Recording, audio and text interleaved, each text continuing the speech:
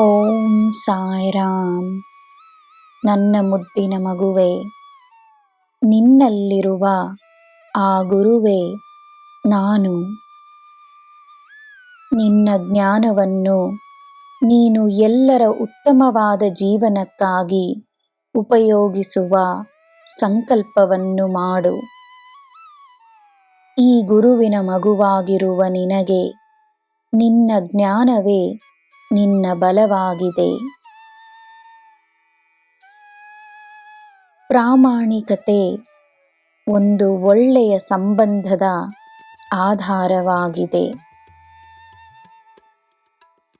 ನೀನು ನೀನಾಗಿರು, ತನ್ನ ಬಗ್ಗೆ ಪ್ರಾಮಾಣಿಕವಾಗಿರು.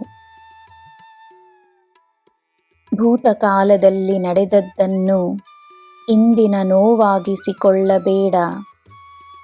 ಇರುವುದನ್ನು ಇರುವ ಹಾಗೆಯೇ ಹೇಳು. ಭಯವನ್ನು ಬಿಡು. ಪ್ರಾಮಾಣಿಕತೆ ನಿನ್ನನ್ನು ಕಾಪಾಡುತ್ತದೆ.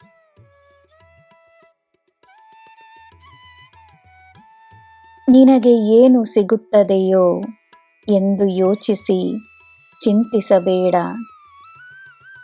ನೀನು ಏನಾಗಿರುವೆಯೋ ಅದೇ ನಿನಗೆ ಬೇರೆಯವರಿಂದ ಸಿಗುತ್ತದೆ ಎಂಬುದನ್ನು ಮರೆಯಬೇಡ.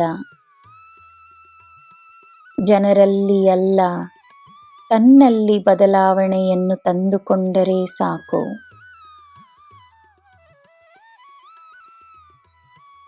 ನಿಜವಾದ ಪ್ರೀತಿಯಿದ್ದರೆ ಮನಸ್ಸಿನಲ್ಲಿ ಯಾವುದೇ ರೀತಿಯ ನಕಾರಾತ್ಮಕ ಭಾವನೆಗೆ ಸ್ಥಾನವಿರಬಾರದು.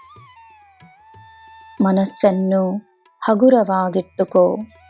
ನಿನ್ನ ತಂದೆ, ನಿನ್ನ ಸಾಯಿ, ನಾನು ನಿನ್ನ ಜೊತೆಯೇ ಇದ್ದೇನೆ.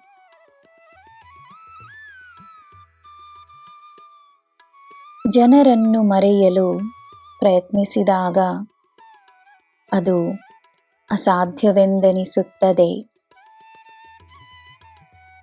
ಜನರನ್ನು ಮರೆಯಬೇಡ. ಅವರ ಮೇಲಿರುವ ಕೋಪವನ್ನು ಖಂಡಿತವಾಗಿಯೂ ಮರೆಯಬಹುದು.